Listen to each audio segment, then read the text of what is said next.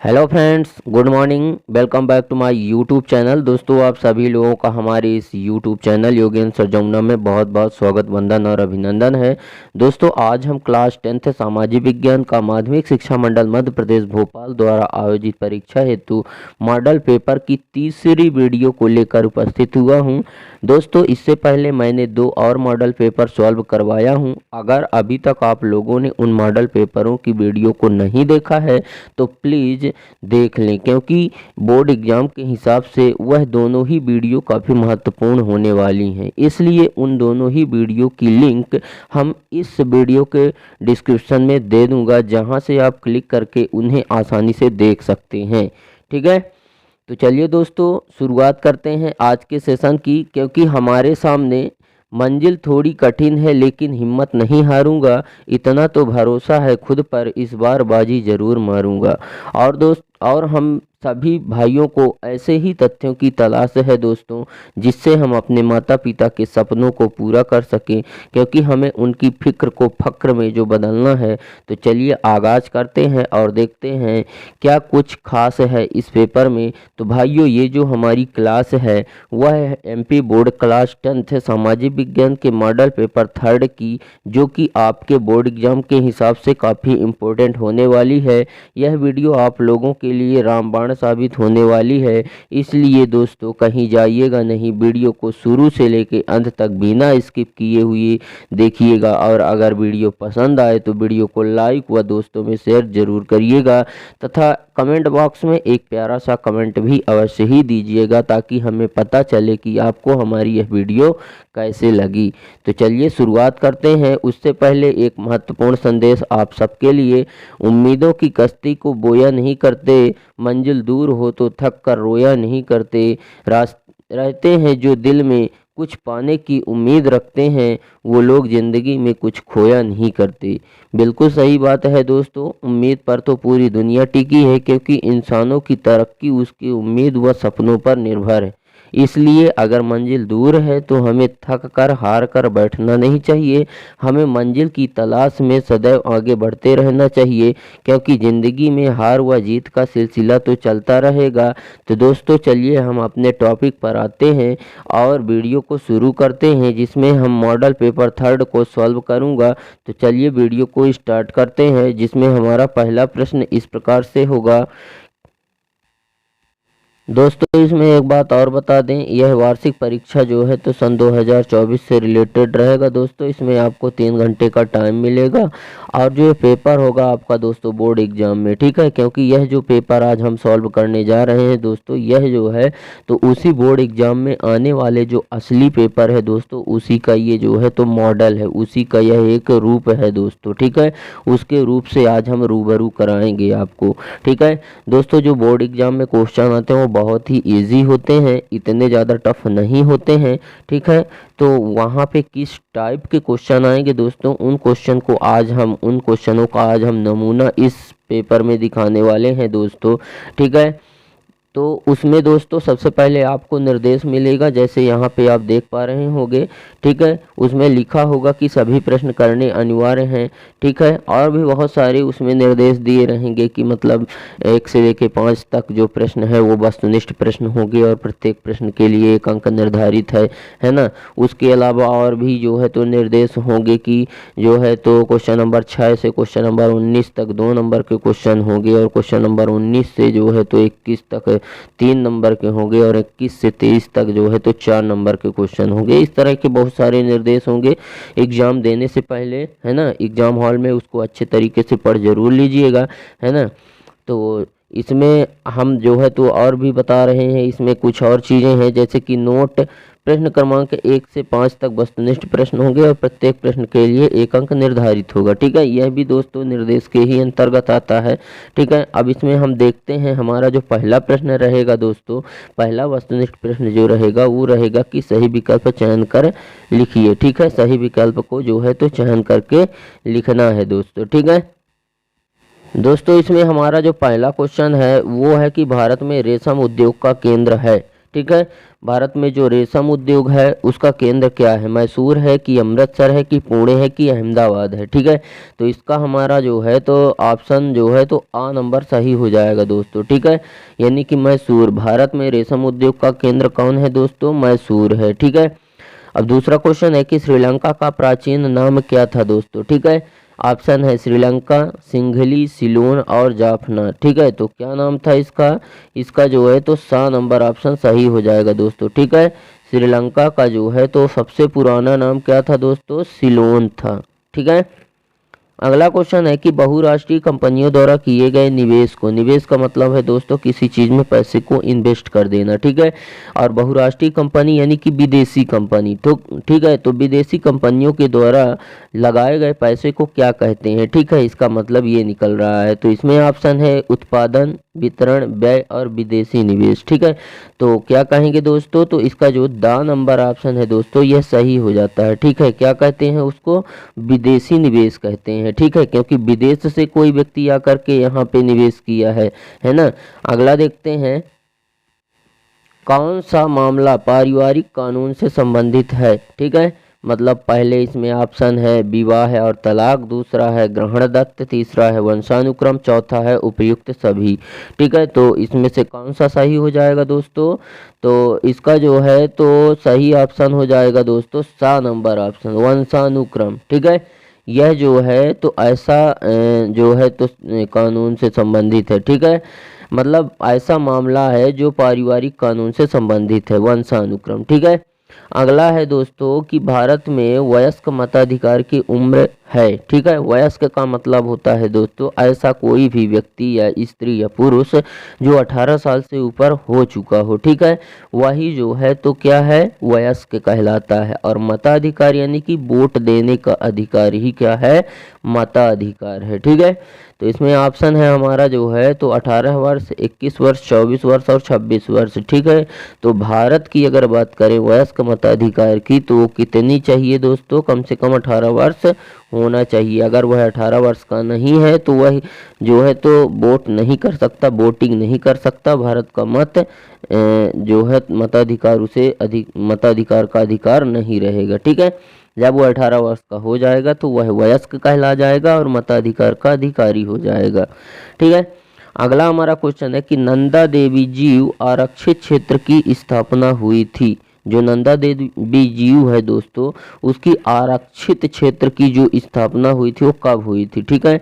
मतलब 1986 में हुई थी कि 88 में कि 90 में कि 87 में, ठीक है। तो कब हुई थी दोस्तों, तो इसका सही ऑप्शन हो रहा है बा नंबर ऑप्शन, ठीक है। भारत में जो है तो नंदा देवी जीव आरक्षित क्षेत्र की स्थापना 1988 में हुई थी, ठीक है। अगला क्वेश्चन देखते हैं दोस्तों, क्वेश्चन नंबर जो हमारा वस्तुनिष्ठ प्रश्न नंबर 2 है उसको देखते हैं।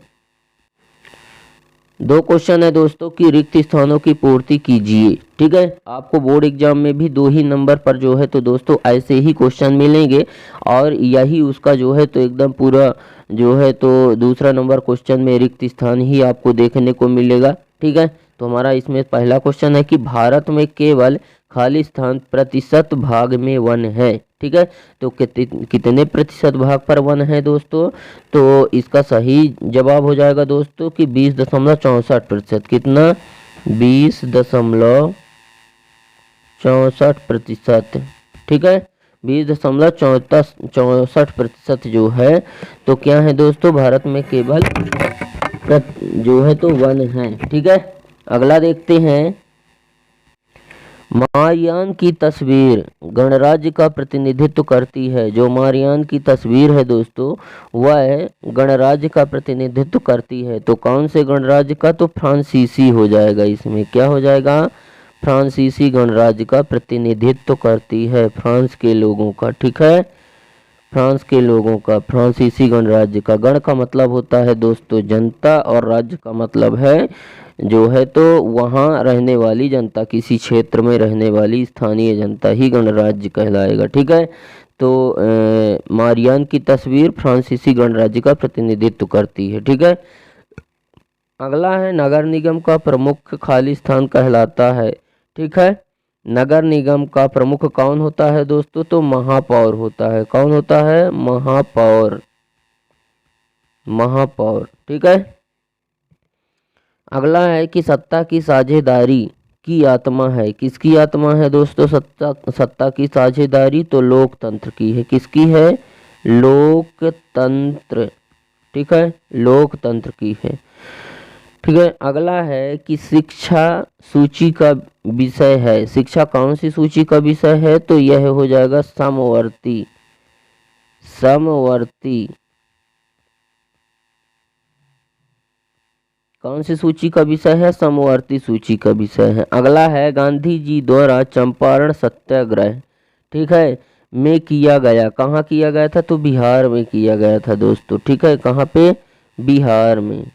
गांधी जी द्वारा चंपारण सत्याग्रह बिहार में किया गया था। ठीक है, अगला क्वेश्चन रहेगा हमारा क्वेश्चन नंबर जो 3 है वस्तुनिष्ठ, वो रहेगा सत्य असत्य बताइए। ठीक है, इसमें हमारा पहला क्वेश्चन है दोस्तों कि चिपको आंदोलन हिमालयी प्रदेश में चलाया गया था। तो चिपको आंदोलन जो है तो हिमालयी प्रदेश में ही चलाया गया था दोस्तों, यह सही है ना। दूसरा क्वेश्चन है कि स्वराज पार्टी का गठन बिहार में हुआ था? नहीं, बिहार में नहीं हुआ था। ठीक है, अगला देखते हैं प्रतिरक्षा और मुद्रा संघ सूची के विषय हैं। ठीक है, क्या ये सत्य है? नहीं, ये गलत है। ठीक है, प्रतिरक्षा और मुद्रा संघ सूची के विषय नहीं है। ठीक है, अगला है केरल की शिशु मृत्यु दर सर्वाधिक है। ठीक है, केरल की जो शिशु मृत्यु दर है क्या वह सर्वाधिक है? ठीक है, तो इसका जो है तो यह सर्वाधिक नहीं है, इसलिए क्योंकि केरल के जो लोग हैं वो जो है तो पढ़े लिखे हैं, है ना, इसलिए जो है तो जो नवजात शिशु हैं उनकी देखभाल अच्छे तरीके से कर सकते हैं। ठीक है, वह इसलिए वहाँ पे जो मृत्यु दर है वो कम है। मृत्यु दर क्या होती है दोस्तों? प्रति 1000 पुरुषों में, ठीक है, 1000 पुरुष 1000 व्यक्तियों में, प्रति 1000 व्यक्तियों में जन्म लेने वाले बच्चों की संख्या को जो है तो क्या कहते हैं? जन्म दर कहते हैं। और प्रति 1000 व्यक्तियों में मरने वालों की संख्या को मृत्यु दर कहते हैं। ठीक है, अगला है हमारा कि पार्ले एक बहुराष्ट्रीय कंपनी नहीं है। ठीक है, तो इसका ऑप्शन क्या हो जाएगा? ये जो है तो रॉन्ग है। ठीक है, वह एक बहुराष्ट्रीय कंपनी है। ठीक है, अगला है कि साइमन कमीशन 3 फरवरी 1928 को भारत आया था। ठीक है, साइमन कमीशन 3 फरवरी 1928 को भारत आया था। हाँ, ये सही है। ठीक है, अगला देखते हैं हमारा क्वेश्चन सही जोड़ी। ठीक है, वस्तुनिष्ठ प्रश्न नंबर 4 में आपको देखने को मिलेगा दोस्तों बोर्ड एग्जाम में, सही जोड़ी बनाइए। ठीक है, इसमें हमारा जो है वो पहला क्वेश्चन है कि सरदार सरोवर बांध, ठीक है, किससे संबंधित है दोस्तों सरदार सरोवर बांध? तो यह जो है तो महानदी से रिलेटेड है। ठीक है, सरदार सरोवर बांध कहाँ से रिलेटेड है? महानदी से रिलेटेड है दोस्तों। ठीक है दोस्तों, सरदार सरोवर बांध नर्मदा नदी से रिलेटेड है। ठीक है, दूसरा देखते हैं कि अंतःस्थलीय नदी पत्तन, ठीक है, किससे रिलेटेड होगा दोस्तों? ये हो जाएगा जो है तो केंद्रीय लोक निर्माण विभाग से रिलेटेड हो जाएगा। ठीक है, तीसरा देखते हैं दोस्तों रॉलेट एक्ट सन 1919 में आया था। कब आया था रॉलेट एक्ट जो है तो कब पारित किया गया था दोस्तों? सन 1919 में पारित किया गया था। ठीक है, अगला देखते हैं तानाशाही सरकार निरंकुशवाद है। ठीक है, तानाशाह का मतलब होता है कि जो जनता की कोई भी बात को नहीं माने, उसके अपने अलग से नियम और कानून कायदे होते हैं। ठीक है, जिस पर जनता का कोई अधिकार हक नहीं होता है। ठीक है, तो तानाशाही सरकार निरंकुशवादी सरकार कहलाती है। ठीक है, अगला है सर्वाधिक साक्षरता वाला राज्य जो है तो केरल है, सबको पता ही होगा, ये नॉर्मल सी चीज़ है ना। फिर अगला है जीडीपी में सबसे कम योगदान। ठीक है, जीडीपी का मतलब होता है दोस्तों सकल घरेलू उत्पाद। ठीक है, तो सबसे कम योगदान किसका होता है? तृतीय क्षेत्र का होता है। ठीक है, घरेलू उत्पाद में, सकल घरेलू उत्पाद में तीसरा योगदान तृतीय क्षेत्र का होता है, क्योंकि यह केवल जो है तो इसे सेवा क्षेत्र भी कहते हैं। इसका केवल काम सेवा प्रदान करना होता है, ना कि पैसा कमाना। ठीक है, अगला हमारा क्वेश्चन है दोस्तों वस्तुनिष्ठ का क्वेश्चन नंबर जो 5 है वो है एक वाक्य में उत्तर दीजिए। ठीक है दोस्तों, इसमें हमारा पहला क्वेश्चन है कि हीराकुंड बांध किस नदी पर बनाया गया है? हीराकुंड बांध कहाँ पे बनाया गया है दोस्तों? तो यह महानदी पर बनाया गया है, महानदी। ठीक है, कहाँ पे बनाया गया है दोस्तों? महानदी पर बनाया गया है हीराकुंड बांध। ठीक है, अगला है, पहले विश्व बाजार के रूप में कौन सा शहर उभर कर आया था? ठीक है, अलेक्जेंड्रिया आया था दोस्तों। कौन आया था? एलेक्जेंड्रिया। एलेक्जेंड्रिया। ठीक है, कौन आया था? एलेक्जेंड्रिया। ठीक है, ये आया था। समझ में आया? अगला हमारा क्वेश्चन है कि नए युग का पहला प्रतीक किस उद्योग को कहा जाता है? नया युग का जो पहला प्रतीक है किसे कहा जाता है? तो कपास को कहा जाता है दोस्तों। किसे कहा जाता है? कपास को। ठीक है, नए युग का जो है तो पहला प्रतीक कपास को ही कहा जाता है। ठीक है, अगला है, the first lady of the civil rights किसे कहा गया है? ठीक है, the first of the civil rights किसे कहा गया है? तो इसका जवाब हो जाएगा रोजा पार्कर्स को कहा गया है। किसे? रोजा पार्कर्स। रोजा पार्कर्स को कहा गया है। ठीक है, अगला क्वेश्चन है, मनरेगा का पूरा नाम क्या है? महात्मा गांधी राष्ट्रीय ग्रामीण रोजगार। ठीक है, महात्मा गांधी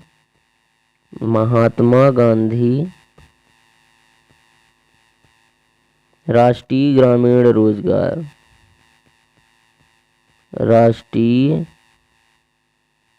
ग्रामीण रोजगार। ठीक है, अगला है, भारत में करेंसी नोट कौन जारी करता है? ठीक है, तो भारत में करेंसी जो नोट है दोस्तों उसको कौन जारी करता है? तो उसको भारतीय रिजर्व बैंक जारी करता है। ठीक है, कौन करता है? भारतीय रिजर्व बैंक।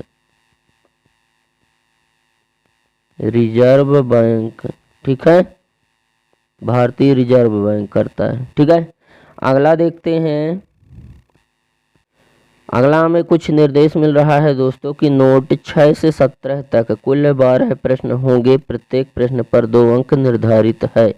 ठीक है, जैसे हमारा पहला क्वेश्चन हो जाएगा दोस्तों, जो हमारे क्वेश्चन शुरू होते हैं वस्तुनिष्ठ के बाद, वो है क्वेश्चन नंबर 6 कि काली मिट्टी की कोई 2 विशेषताएं लिखना है। ठीक है, काली मिट्टी की जो है तो कोई 2 विशेषताएं लिखना है दोस्तों। ठीक है, यह क्वेश्चन आपके एग्जाम के हिसाब से काफ़ी महत्वपूर्ण है दोस्तों। इसको आप अच्छे तरीके से जो है तो डाउनलोड कर लीजिएगा। ठीक है, और अच्छे तरीके से तैयार कर लीजिएगा क्योंकि बोर्ड एग्जाम में आने की इसकी संभावना है दोस्तों। ठीक है, क्योंकि काली मिट्टी का निर्माण बहुत ही महीन मृत्तिका के पदार्थों से हुआ है। इसमें पोषक तत्व बहुत ज़्यादा होते हैं दोस्तों। ठीक है, और यह मिट्टी में कपास की जो उत्पादन है दोस्तों वो सबसे ज़्यादा किया जाता है। ठीक है, कपास सबसे ज़्यादा उगाई जाती है, कपास के लिए बहुत महत्वपूर्ण मानी जाती है दोस्तों काली मिट्टी। ठीक है, और इसकी अधिक समय तक नमी धारण करने की क्षमता भी होती है क्योंकि काली मिट्टी में दरारें आ जाती हैं जिसकी वजह से पानी सोख लिया जाता है और काफ़ी टाइम तक उसकी नमी बनाए रखता है। ठीक है, अगला है दोस्तों हमारे क्वेश्चन नंबर 6 का ही जो अथवा है दोस्तों कि वैश्वीकरण से किस उपभोक्ता वर्ग को अधिक लाभ हुआ है? दोस्तों वैश्वीकरण, यह भी क्वेश्चन काफ़ी इंपॉर्टेंट है ना, इसको भी तैयार कर लीजिएगा दोस्तों। वैश्वीकरण से किसी उपभोक्ता वर्ग को अधिक लाभ हुआ है? वैश्वीकरण का मतलब क्या होता है दोस्तों? तो वैश्वीकरण का मतलब होता है दोस्तों विश्व का विकास। ठीक है, विश्व का विकास ही क्या है दोस्तों? वैश्वीकरण है। ठीक है, तो यह क्वेश्चन भी इम्पोर्टेंट हो जाता है दोस्तों, तो इसको भी आप अच्छे तरीके से कर लीजिएगा दोस्तों। वैश्वीकरण में धनी उपभोक्ता और कुशल शिक्षित एवं धनी उत्पादकों को ही लाभ हुआ है। ठीक है, इसमें हमें पूछा है कि वैश्वीकरण से किस उपभोक्ता को वर्ग को अधिक लाभ हुआ, तो किसको अधिक लाभ हुआ है दोस्तों वैश्वीकरण से? तो शिक्षित, धनी और उत्पादकों को, बल्कि जो बेचारे गरीब थे वो और गरीब हो गए। ठीक है, क्योंकि देखो क्या होता है कि जिसके पास पहले से पैसा होगा वही ना उद्योग कारखाने लगाएगा। ठीक है, तो वो पहले से भी अमीर था और बाद में जब उद्योग कारखाना लगा लिया तो और अमीर हो गया, लेकिन गरीब जो था वो गरीब ही रह गया। ठीक है, तो इसलिए उन्हीं को लाभ पहुंचा है ना, और इन उपभोक्ताओं के सामने पहले से भी अधिक विकल्प रहते हैं। ठीक है, तो इस तरह से दोस्तों यह क्वेश्चन इंपॉर्टेंट है आपके एग्जाम के लिए, इसको भी अच्छे से तैयार कर लीजिएगा। अगला हमारा क्वेश्चन है दोस्तों कि वस्तु विनिमय की सीमाएं कौन सी है? ठीक है, यह क्वेश्चन भी इंपॉर्टेंट है दोस्तों। ठीक है, दोस्तों वस्तु विनिमय के लिए दोहरे संयोग की शर्त का पूरा होना आवश्यक है। ठीक है, यह इसकी जो है तो पहली सीमा है। दूसरा है कि धन व मूल्य के संचयन में कठिनाई है ना, और अविभाज्य वस्तुओं का विनिमय भी कठिन होता है, और वस्तुओं के भविष्य में प्रयोग के लिए संग्रहित करना ठीक है भी कठिन है। ठीक है, और सेवाओं का मूल्य निर्धारण व विनिमय में कठिनाई होती है। ठीक है, यह वस्तु विनिमय की जो है तो सीमाएं हैं। विनिमय का मतलब होता है दोस्तों वस्तुओं का लेन देन। ठीक है, ही क्या है विनिमय। विनिमय का केवल विनिमय का मतलब होता है लेन देन, और वस्तु विनिमय का हो जाएगा वस्तुओं का लेन देन। ठीक है, और अगला देखते हैं दोस्तों, हमारा क्वेश्चन नंबर 7 का जो अथवा है वो है ऊर्जा के गैर परंपरागत संसाधन कौन से हैं दोस्तों। ठीक है, इसको हम जो है तो नवीकरण संसाधन भी बोल सकते हैं दोस्तों। क्या बोल सकते हैं, नवीकरणीय संसाधन। नवीकरणीय संसाधन भी हम इसको बोल सकते हैं। ठीक है दोस्तों, इसे नवीकरणीय संसाधन इसलिए बोल सकते हैं क्योंकि यह जो है तो गैर परंपरागत का मतलब है कि पुराना जो है तो संसाधन नहीं, ऐसा संसाधन जिसको हम बार बार उपयोग कर सकते हैं और हमारे उपयोग करने से वह नष्ट नहीं होते हैं। जैसे पवन ऊर्जा हो गया, सौर ऊर्जा हो गया, है ना, ये ऐसे संसाधन हैं जिनका हम बार बार उपयोग कर सकते हैं और ये समाप्त नहीं होते। ठीक है, वही होते हैं ऊर्जा के गैर परंपरागत संसाधन। यह क्वेश्चन जो है तो VVI क्वेश्चन है दोस्तों। ठीक है, यानी कि वेरी मोस्ट इम्पोर्टेंट क्वेश्चन है दोस्तों ये। ठीक है, गैर परंपरागत और परंपरागत ऊर्जा दोनों को अच्छे तरीके से आप पढ़ ही लीजिएगा, है ना। और जैसे कि अगर हम परंपरागत ऊर्जा की बात करें तो परंपरागत यानी कि प्राचीन समय से, पुराने समय से जो चला आ रहा है, जैसे कोयला, पेट्रोल, डीजल, कैरोसिन, है ना, तो ये क्या है, ये जो है तो परंपरागत है ना। इनका एक बार उपयोग कर लेते हैं तो दोबारा उपयोग नहीं कर सकते हैं, वो नष्ट हो जाते हैं। ठीक है, धुआं बनकर उड़ जाता है ना, LPG गैस वगैरह हो गई, है ना, ये सारी चीज़ जो है तो परंपरागत ऊर्जा के साधन है। जबकि गैर परंपरागत के ऊर्जा के साधन में सौर ऊर्जा हो गया, है ना, जल हो गया, पवन ऊर्जा, ये आते हैं। ठीक है, अगला क्वेश्चन देखते हैं दोस्तों। हमारा 8 नंबर का जो क्वेश्चन था वो है कि सकल घरेलू उत्पाद किसे कहते हैं। ठीक है, सकल घरेलू उत्पाद यानी कि GDP। ठीक है, ग्रास डोमेस्टिक प्रोडक्ट। ठीक है, सकल घरेलू उत्पाद को GDP का मतलब क्या होता है दोस्तों, ग्रास डोमेस्टिक, इसका मतलब हो जाएगा ग्रास इसका मतलब हो जाएगा डोमेस्टिक, और इसका मतलब हो जाएगा दोस्तों प्रोडक्ट। ठीक है, P का मतलब हो जाएगा प्रोडक्ट। ठीक है, तो क्या किसे कहते हैं दोस्तों, तो यह जो है तो दोस्तों किसी भी देश की आर्थिक अर्थव्यवस्था का पता लगाने का माध्यम होता है दोस्तों। ठीक है, क्योंकि किसी भी देश की अर्थव्यवस्था को मापने के लिए GDP का ही प्रयोग किया जाता है। अगर GDP नहीं होगी तो हम किसी भी देश की अर्थव्यवस्था को नहीं माप सकते दोस्तों। अर्थव्यवस्था का मतलब समझ रहे हैं, अर्थ का मतलब होता है धन और व्यवस्था का मतलब होता है उसकी व्यवस्था से, यानी कि धन यानी कि कहा जाए तो संपत्ति या रुपया पैसे की व्यवस्था को मापने का जो है तो तरीका है दोस्तों, वो केवल GDP है। उसके बिना हम जो है तो अर्थव्यवस्था को नहीं माप सकते। ठीक है, GDP के ही माध्यम से दोस्तों किसी भी देश की कुल उत्पाद को मापा जा सकता है, और GDP को हिंदी में सकल घरेलू उत्पाद भी कहते हैं दोस्तों। ठीक है, आगे देखते हैं हम। हमारा जो क्वेश्चन नंबर 8 का जो अथवा है दोस्तों है भारतीय कृषि की कोई 2 समस्याएं लिखना है दोस्तों। ठीक है दोस्तों, यह क्वेश्चन भी आपके एग्ज़ाम के हिसाब से जो है तो काफ़ी महत्वपूर्ण होने वाला है दोस्तों, इसलिए इसको भी आप अच्छे से पढ़ लीजिएगा। ठीक है, तो दोस्तों यहाँ पे जो है तो 2 समस्याएं कौन सी होंगी, तो पहली तो है कि सिंचाई की सुविधा सबसे बड़ी समस्या है, क्योंकि अगर सिंचाई की सुविधाएं नहीं होगी तो कृषि फसलों को उगा पाना बहुत कठिन होता है दोस्तों। ठीक है, और दूसरा है कृषि में निवेश का अभाव। अब जैसे हमें अब कृषि करना है, ठीक है, अब उसमें पैसे इन्वेस्ट करने के लिए हमारे पास नहीं है ना, तो यह भी एक बहुत बड़ी समस्या है। ठीक है, तो इस तरह की जो है तो इसमें समस्याएं हैं दोस्तों, इसको भी आप अच्छे से देख लीजिएगा, है ना।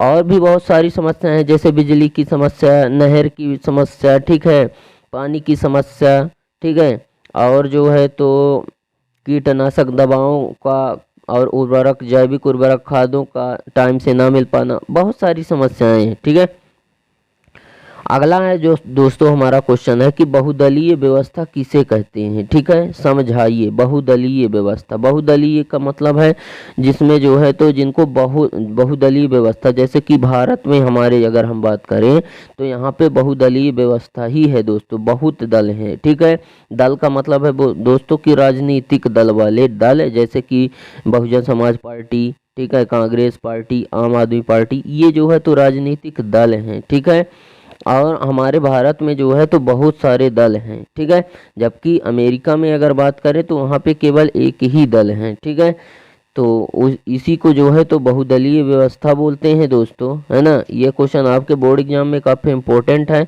आप अच्छे से इसको सॉल्व कर लीजिएगा और पढ़ लीजिएगा। ठीक है दोस्तों, इसमें कई दलों और पार्टियों को प्रधानता दी जाती है। ठीक है, अधिकार दिया जाता है।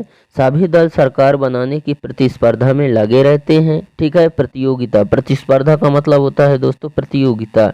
तो सभी दल जो है तो अपनी अपनी सरकार बनाने में लगे रहते हैं। इससे सरकार एक दल की भी बन सकती है और कई दलों को मिलाकर साझा सरकार भी बन सकती है।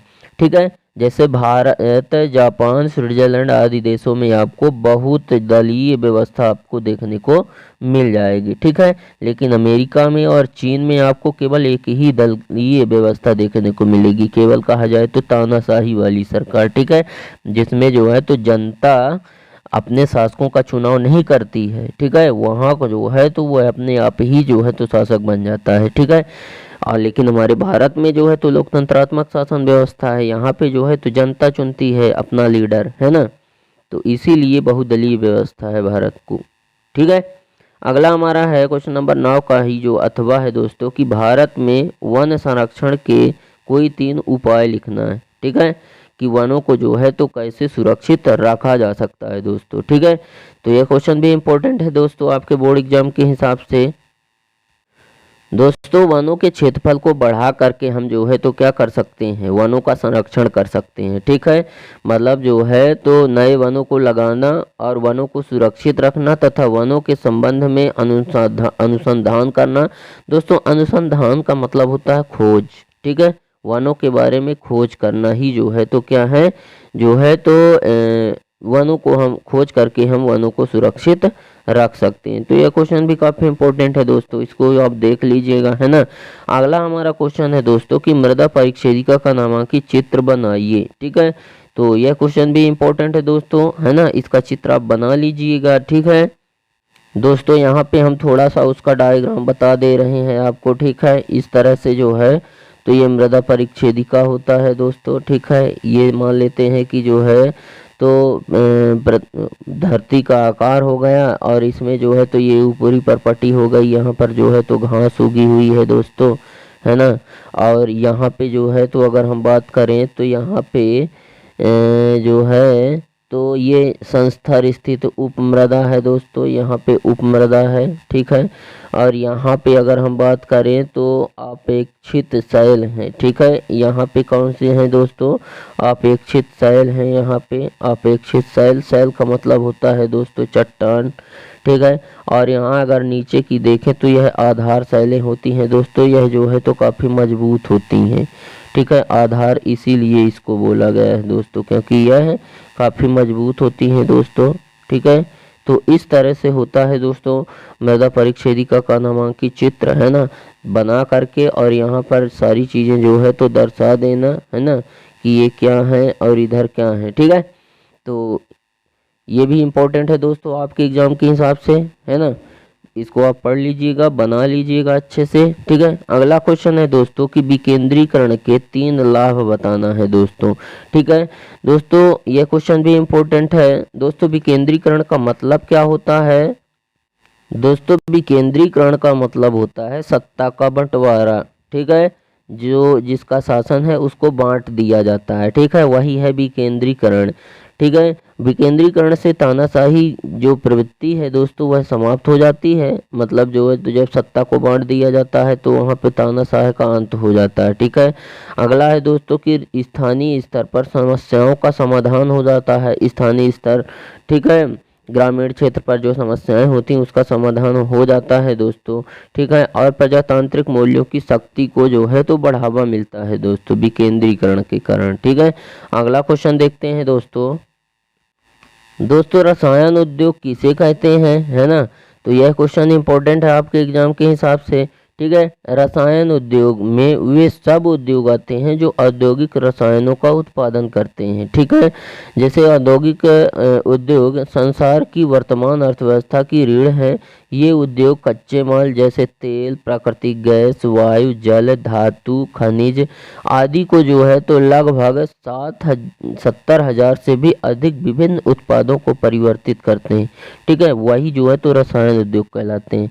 मुद्रण संस्कृति से आप क्या समझते हैं, अगला क्वेश्चन है दोस्तों, क्वेश्चन नंबर 11 का अथवा है दोस्तों कि मुद्रण संस्कृति से आप क्या समझते हैं। ठीक है, यह क्वेश्चन भी इम्पोर्टेंट है दोस्तों आपके बोर्ड एग्जाम के हिसाब से। दोस्तों मुद्रण संस्कृति की अगर बात करें तो यह छापे खाने का आविष्कार महज तकनीकी दृष्टि से तकनीकी बदलाव की शुरुआत नहीं था।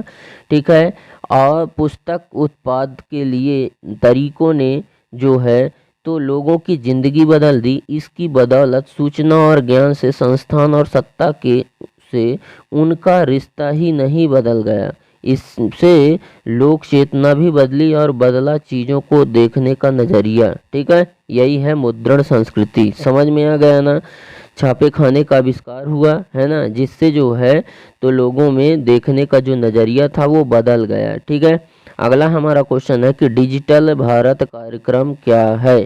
ठीक है, ये क्वेश्चन इंपॉर्टेंट है दोस्तों। डिजिटल इंडिया योजना ने एक ऐसे इकोसिस्टम का निर्माण किया है जिसने सभी रजिस्ट्री और सरकारी विभाग को एक साथ डिजिटली के रूप से जोड़ा है। इस योजना का मुख्य मकसद सीमांत और ग्रामीण इलाकों में रह रहे लोगों को डिजिटल साक्षरता से रूबरू कराना था। ठीक है, ताकि सीमांत किसानों में या इलाकों में रहने वाले जो लोग डिजिटल सर्विस से जुड़ सकें। ठीक है, अगला देखते हैं दोस्तों कि सूखा किसे कहते हैं। यह भी इम्पोर्टेंट क्वेश्चन है दोस्तों, है ना।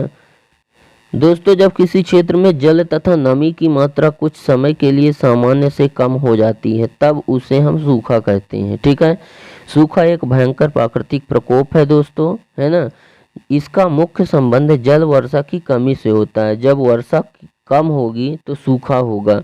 ठीक है, यदि किसी क्षेत्र में दीर्घकालीन समय तक सामान्य औसत वर्षा से यथार्थ वर्षा कम मात्रा में होती है तो वहाँ सूखे की दशाएं उत्पन्न हो जाती हैं दोस्तों। ठीक है, अगला देखते हैं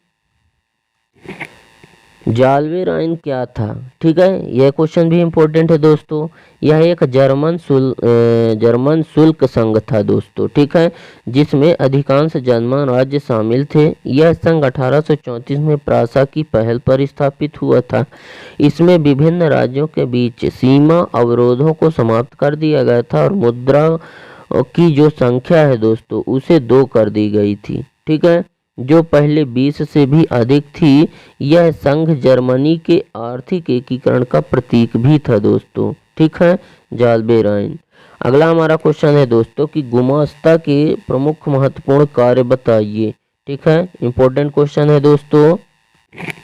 गुमास्ता की अगर हम बात करें इसके कार्य की तो गुमास्ता लाइसेंस मूल रूप से महाराष्ट्र दुकानों और प्रतिष्ठानों अधिनियम 1948 के तहत ग्रेटर मुंबई के नगर निगम द्वारा शासित कानूनी दायित्व है।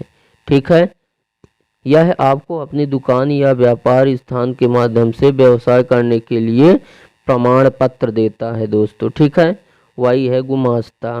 ठीक है, अगला देखते हैं कि भारत सरकार के अधिकार क्षेत्र के आधार पर वनों का वर्गीकरण कीजिए। क्वेश्चन इंपॉर्टेंट है दोस्तों, यह भी है ना, इसको भी आप अच्छे तरीके से तैयार कर लीजिएगा।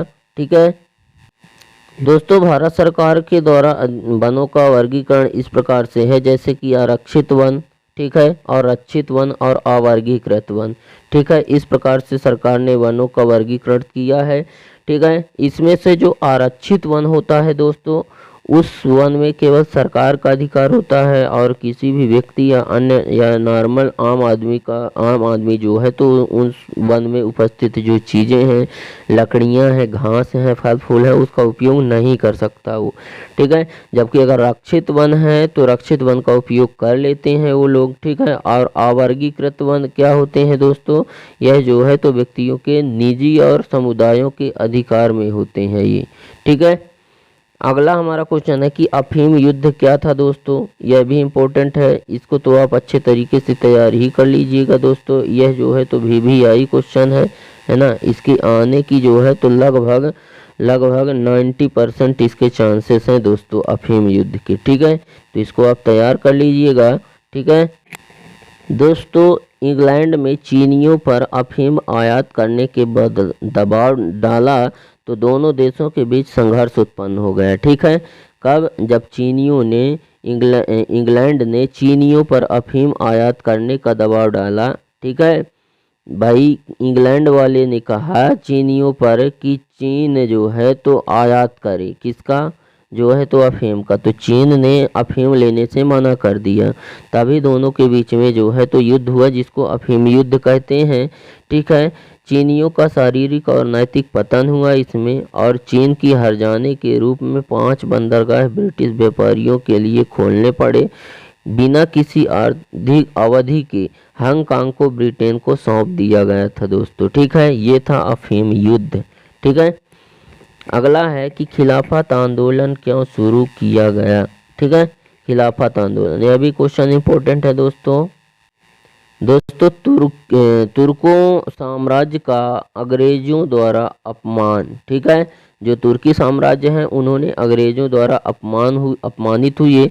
लखनऊ समझौते के बाद कांग्रेस के साथ मुस्लिम लीग का समझौता, असहयोग आंदोलन कांग्रेस द्वारा आरंभ होना तथा मुसलमानों को मिलकर खिलाफत आंदोलन शुरू हुआ। ठीक है, इसमें जो है तो हिंदुओं और मुसलमानों में एकता का बीज गण हुआ, यह उसका योगदान था और राष्ट्रीय आंदोलन को बल मिला। ठीक है, खिलाफत आंदोलन इसीलिए शुरू किया गया था। अगला क्वेश्चन है दोस्तों क्वेश्चन नंबर हमारा जो 15 था उसका अथवा है दोस्तों कि बाबा रामचंद्र ने किस प्रकार उत्तर प्रदेश के किसानों को संगठित किया था।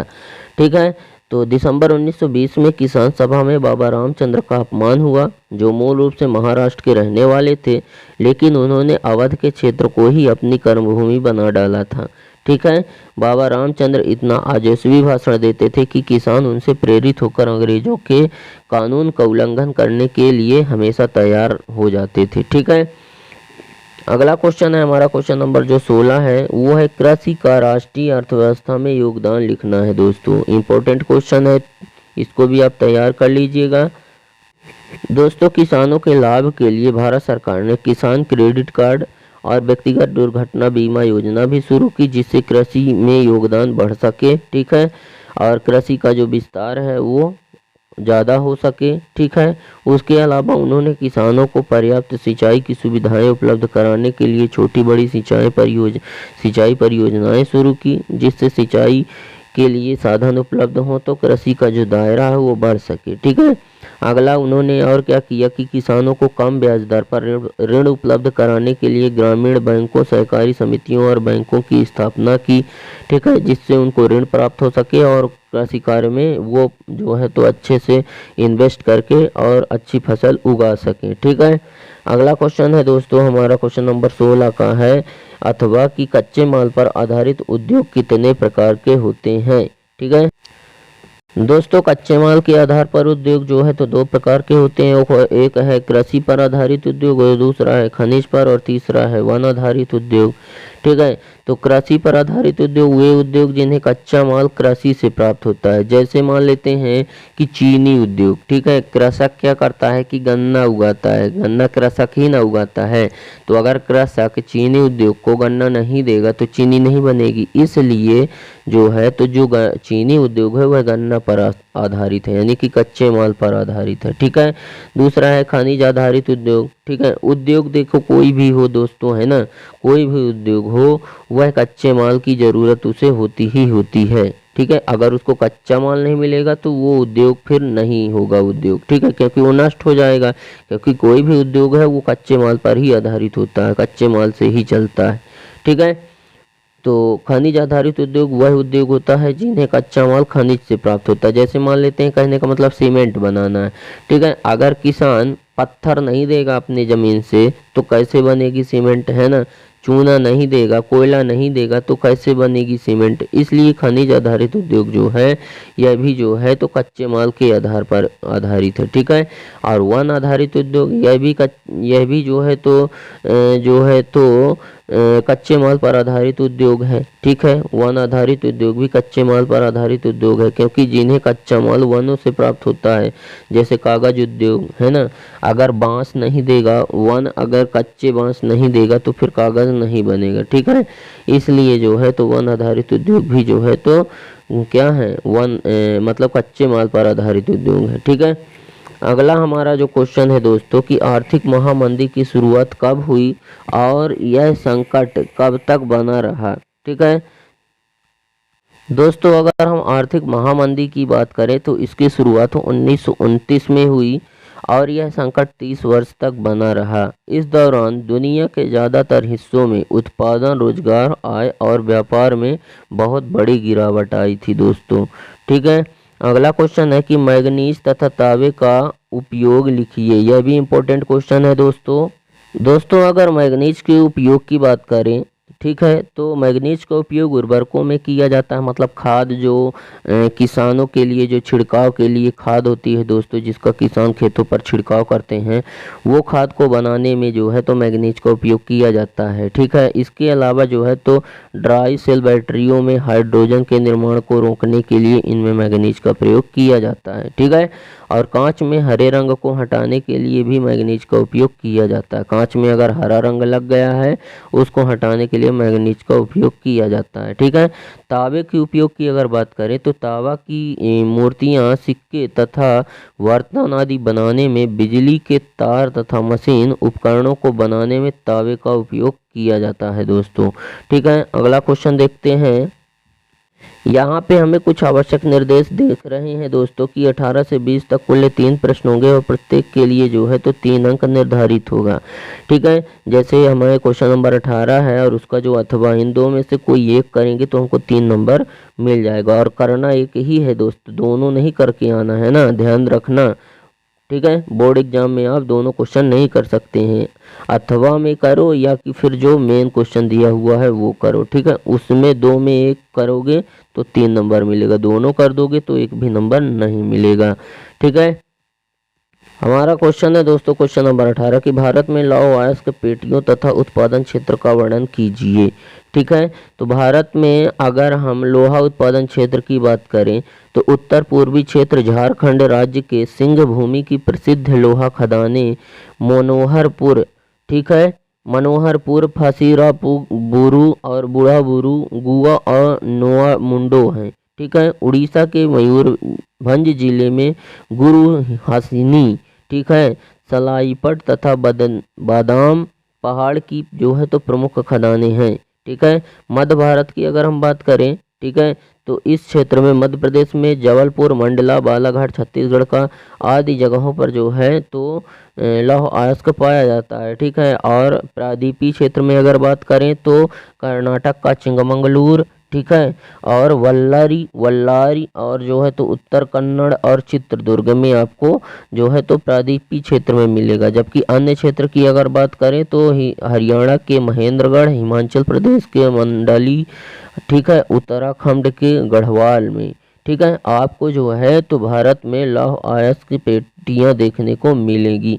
ठीक है। अगला क्वेश्चन है दोस्तों हमारा क्वेश्चन नंबर जो 18 था उसका अथवा है कि भारत के बाजार पर चीनी खिलौने का जो प्रभाव है दोस्तों उसको उदाहरण देकर समझाना है। ठीक है। कि जो चीन के खिलौने हैं उसका भारत के बाजार पर क्या प्रभाव है। ठीक है दोस्तों, अगर हम भारत के बाजार पर चीनी खिलौने के प्रभाव की अगर हम बात करें, ठीक है, तो भारत में खिलौना उद्योग चीनी संस्करण द्वारा बहुत बुरी तरह से प्रभावित एक अन्य उद्योग है, ठीक है, जो कि भारतीय वाणिज्य एवं उद्योग, ठीक है, मंडल की रिपोर्ट के मुताबिक बाजार में इतने सारे चीनी खिलौने हैं कि भारत में खिलौना उद्योग का बचाना बहुत मुश्किल है, ठीक है। पिछले 5 वर्षों में लगभग 40% से के करीब भारतीय खिलौनों की कंपनियां बंद कर दी गई हैं, बाकी 20% बंद होने के कगार पर हैं। पिछले 4-5 वर्षों में करीब 2000 छोटे और मध्यम जो है तो उद्यम बंद हो चुके हैं, और भारत वाणिज्य एवं उद्योग मंडल ने यह भी खुलासा किया है कि चीन के पास दुनिया का सबसे बड़ा खिलौना बाजार है, ठीक है, जिसकी पूरी दुनिया के खिलौने उत्पादन में 45% हिस्सेदारी है, जबकि भारत को इसमें बहुत कम सिर्फ 0.51% हिस्सेदारी हासिल है, ठीक है। इसीलिए जो भारत का खिलौना उद्योग है वो प्रभावित हुआ है, किससे? चीनी खिलौने उद्योग के कारण, ठीक है। अगला है दोस्तों की क्वेश्चन नंबर की 19 की औद्योगिक प्रदूषण किसे कहते हैं, इसके प्रकार लिखिए ना, ठीक है। औद्योगिक प्रदूषण, दोस्तों औद्योगिक प्रदूषण की अगर हम बात करें तो औद्योगिक प्रदूषण में वायु, जल और भूमि में किसी भौतिक, रासायनिक अथवा जैविक अनचाहे परिवर्तन से है, जिससे प्राणी मात्र के स्वास्थ्य, सुरक्षा की कल्याण को प्रभावी तौर से हानि पहुंचाती हो, उसे प्रदूषण कहते हैं, ठीक है। औद्योगिक प्रदूषण ने जो है तो अर्थव्यवस्था को विकसित व उन्नत बनाने में जहां अपना महत्वपूर्ण सहयोग दिया, वहीं दूसरी ओर पर्यावरण संबंधित ऐसी कठिनाइयों को जन्म दिया जो आज विकराल रूप से हमारे सामने खड़ी हैं। और औद्योगिकरण से होने वाले प्रमुख प्रदूषण निम्नलिखित हैं, ठीक है। उनके कारण जो है तो वायु प्रदूषण होता है, जल प्रदूषण होता है, ठीक है। तो इस तरह से जो है तो औद्योगिक प्रदूषण को आप देख लीजिएगा अच्छे से, है ना। यह VVI क्वेश्चन है, आपके बोर्ड एग्जाम में आने के इसके चांसेस हैं दोस्तों, ठीक है। अगला क्वेश्चन है हमारा कि अनुसूचित जातियों और जनजातियों की हितों की रक्षा के लिए संविधान में क्या प्रावधान है, ठीक है। तो दोस्तों यहाँ पे जो है तो भारतीय संविधान में अनुसूचित जातियों और जनजातियों के हितों की सुरक्षा के लिए निम्नलिखित प्रावधान किए गए हैं, जैसे छुआछूत की समाप्ति करना, ठीक है, और जो है तो सर्वसाधारण के लिए दी गई जन सुविधाओं की प्राप्ति करना, ठीक है। उसके अलावा सरकारी नौकरियों एवं शिक्षण संस्थाओं में आरक्षण दिया गया तथा संसद तथा राज्य विधानमंडलों को आरक्षण भी दिया गया है दोस्तों, ठीक है। इस तरह से क्वेश्चन इंपॉर्टेंट हो जाता है दोस्तों, इसको आप अच्छे तरीके से सॉल्व कर लीजिएगा, पढ़ लीजिएगा, क्योंकि आपके एग्जाम में आने की इसकी संभावना है दोस्तों, ठीक है। अगला क्वेश्चन है दोस्तों कि परिवहन तथा संचार के साधन किसी देश की जीवन रेखा तथा अर्थव्यवस्था क्यों कहे जाते हैं, ठीक है। दोस्तों किसी भी जो है तो देश की जीवन रेखा एवं अर्थव्यवस्था इसलिए कहे जाते हैं परिवहन एवं संचार, क्योंकि अगर परिवहन नहीं होगा, है ना, अगर सड़क परिवहन, रेल परिवहन और जल परिवहन नहीं होगा तो देश का विकास ही नहीं होगा, क्योंकि देश का विकास में जो है तो व्यापार महत्वपूर्ण योगदान निभाता है, और जब परिवहन नहीं होगा तो व्यापार नहीं होगा, और अगर व्यापार नहीं होगा तो देश का विकास नहीं होगा। उसी प्रकार से संचार के साधन भी महत्वपूर्ण भूमिका निभाते हैं देश के विकास, देश की अर्थव्यवस्था के विकास में। मोबाइल, टेलीविज़न, टेलीफोन, ये सब जो हैं तो जनसंचार है दोस्तों, जो लोगों को एक दूसरे से जोड़ कर रखते हैं और एकता बना कर रखते हैं, और जोड़ कर रखने से, एकता बनाने से ही अर्थव्यवस्था का विकास होगा, और अर्थव्यवस्था का विकास होगा तो किसी भी देश का भी विकास होगा। इसीलिए परिवहन एवं जो साधन है दोस्तों संचार के, वो महत्वपूर्ण योगदान निभाते हैं, ठीक है। अगला क्वेश्चन है दोस्तों कि औद्योगिक अपशिष्ट का शोधन के 2 उपाय क्या हैं, ठीक है। दोस्तों औद्योगिक अपशिष्ट के जो शोधन है उनके उपाय की अगर हम बात करें तो वायु प्रदूषण नियंत्रण के उपाय पहला हो गया, दूसरा है जल प्रदूषण नियंत्रण के उपाय, तीसरा है भू प्रदूषण नियंत्रण के उपाय, ठीक है। तो इस प्रकार से यह क्वेश्चन इंपॉर्टेंट है दोस्तों, तो इसको भी आप अच्छे तरीके से कर लीजिएगा, ठीक है। अगला क्वेश्चन देखते हैं दोस्तों हमें इसमें कुछ निर्देश देखने को मिल रहा है कि 21 से, ठीक है, क्वेश्चन नंबर 21 से 23 तक कुल 3 प्रश्न होंगे और प्रत्येक प्रश्न पर जो है तो 4 अंक जो है तो निर्धारित है। ठीक है, जो 21 से 21, 22 और 23 3 क्वेश्चन है दोस्तों, उस जो है तो 3 क्वेश्चन 4-4 नंबर के होंगे। ठीक है, लेकिन दोस्तों आपको क्वेश्चन नंबर 21 और उसके अथवा में केवल एक ही को करना है, तभी आपको 4 नंबर मिलेगा। ठीक है, ये चीज़ आप ध्यान रखिएगा। इसमें से है जो है तो हमारा 21 नंबर क्वेश्चन है कि भारत के मानचित्र में निम्नलिखित को दर्शाना है। ठीक है, जैसे कि छोटा नागपुर का पठार हो गया, सुंदरवन राष्ट्रीय उद्यान हो गया, बालाघाट, मुंबई हाई, चेन्नई बंदरगाह। ठीक है, तो इसको जो है तो भारत के मानचित्र में दर्शाना है दोस्तों। ठीक है, जैसे भारत का मानचित्र इस प्रकार से होता है दोस्तों। ठीक है, इस तरह से भारत का मानचित्र बनाना है और फिर इसमें जो है तो इन सारी चीज़ों को दर्शा देना। चेन्नई बंदरगाह यहाँ हो जाएगा दोस्तों, मुंबई हाई यहाँ हो जाएगी। ठीक है, यहाँ हो जाएगी मुंबई हाई, और सुंदरवन राष्ट्रीय उद्यान जो है तो यहाँ है दोस्तों। ठीक है, और मुंबई और छोटा नागपुर का पठार यहाँ पे आपको देखने को मिल जाएगा दोस्तों। ठीक है, तो इस तरीके से आप जो है तो उनको चित्र बना लीजिएगा और उसमें जो है तो अच्छे तरीके से दर्शा लीजिएगा। हालांकि आपको बोर्ड एग्जाम में जो मैप का जो चित्र है दोस्तों वो आपको बना बनाया मिलेगा, है ना। आपको जो ये टॉपिक दिया हुआ है दोस्तों, इसको कहाँ पे बैठाना है, ये सारी चीज़ की आप प्रैक्टिस अच्छे तरीके से कर लीजिएगा। ठीक है, अगला क्वेश्चन है दोस्तों हमारा 21 का जो अथवा है, यूरोप में राष्ट्रवाद के उत्थान के लिए कौन कौन से कारण उत्तरदायी थे। ठीक है दोस्तों, यूरोप में जो राष्ट्रवाद का उदय हुआ उसका प्रमुख कारण था कि मध्यम वर्ग के उदय हुआ। ठीक है, और जो है तो उदारवादी विचारधारा का प्रारंभ होना और संस्कृति की भूमिका, ये सारी चीज़ें थी दोस्तों जो यूरोप में राष्ट्रवाद के उदय के लिए महत्वपूर्ण कारण बनी। ठीक है दोस्तों, यूरोप में 18वीं सदी के मध्य तक राष्ट्र राज्यों का उदय नहीं हुआ था। विभिन्न देश अलग अलग भागों में, भाषाओं में, कैटनों में बटे हुए थे और 19वीं सदी के प्रारंभ तक राष्ट्रीय भावनाएं फैलने लगी और राष्ट्र राज्यों का निर्माण हुआ। ठीक है, इसको भी आप अच्छे तरीके से कर लेना, आपके बोर्ड एग्जाम में आने की इसकी भी संभावना है दोस्तों। ठीक है, अगला क्वेश्चन देखते हैं दोस्तों। हमारा जो क्वेश्चन नंबर 22 है दोस्तों वो है कि सार्वजनिक एवं निजी क्षेत्र के उद्योगों में अंतर स्पष्ट करना है दोस्तों। ठीक है दोस्तों, जो सार्वजनिक उद्योग होते हैं वह स्वामित्व या सरकार के किसी संगठन के पास होता है, मतलब जो इनका अधिकार होता है दोस्तों सार्वजनिक उद्योगों का, वह सरकार के पास होता है। ठीक है, और जबकि निजी उद्योग का जो अधिकार होता है उसका अधिकार केवल जो है तो कुछ व्यक्तियों के हाथों में होता है। ठीक है, सार्वजनिक उद्योग की अगर बात करें तो उसमें उत्पादन तथा व्यापार पर जो है तो सरकार का नियंत्रण होता है, जबकि निजी उद्योग में व्यक्तियों का या कंपनी या संस्था का जो है तो नियंत्रण होता है उसमें। ठीक है, और अगर जो है तो इसमें जो है तो सार्वजनिक उद्योग की अगर बात करें तो इसमें बड़े पैमाने के उद्योग होते हैं। ठीक है, जबकि जो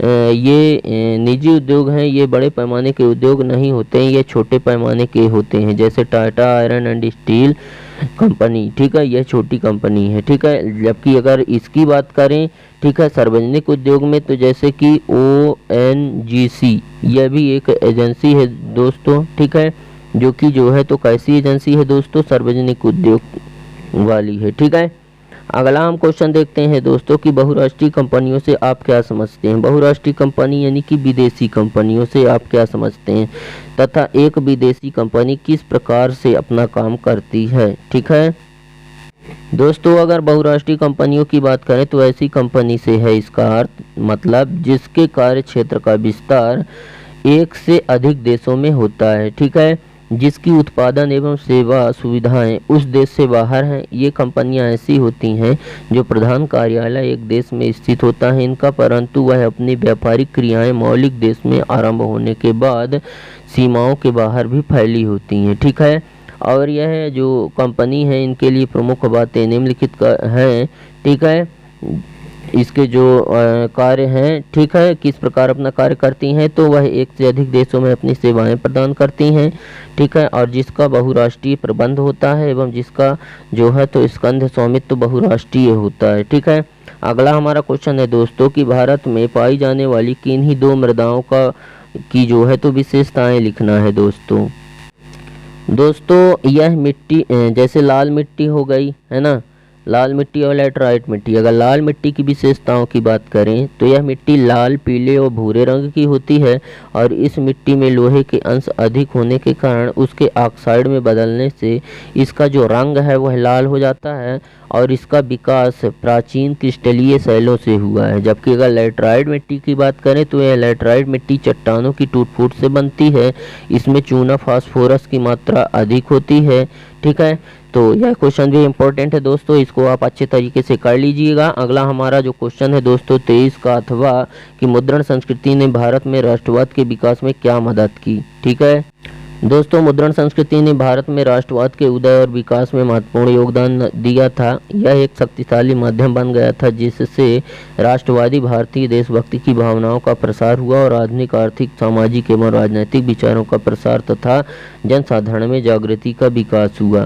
ठीक है, तो इस प्रकार से दोस्तों उम्मीद करते हैं कि आप लोग को हमारा यह वीडियो पसंद आया होगा। वीडियो अगर पसंद आया है तो वीडियो को लाइक करें, दोस्तों में शेयर करें एंड अगर आप हमारे चैनल पर नए हैं तो चैनल को फटाफट सब्सक्राइब करें एंड बेल आइकन भी प्रेस करें ताकि हमारी नई नई वीडियो की नोटिफिकेशन आपको सबसे पहले मिले। तो दोस्तों आज के लिए बस इतना ही, मिलते हैं आप सभी से नेक्स्ट वीडियो में नेक्स्ट टॉपिक के साथ। तब तक के लिए जय हिंद, वंदे मातरम।